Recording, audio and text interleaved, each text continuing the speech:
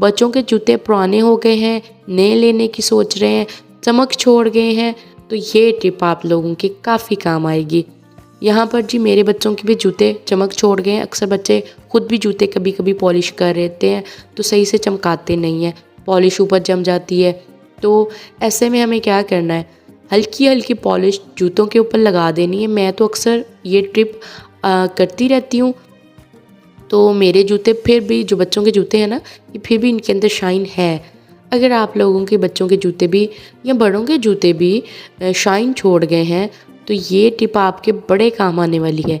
हल्की हल्की आपने पॉलिश कर देनी है, मट्टी वगैरह साफ़ कर देनी है, फिर आपने आग जलानी है और इसके ऊपर जूतों को सेक लेना है।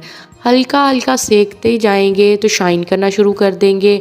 जितनी भी पुरानी से पुरानी पॉलिश इनके ऊपर जमी होगी ना, वो सारी ताज़ा हो जाएगी। जूते ऐसे जैसे नए हो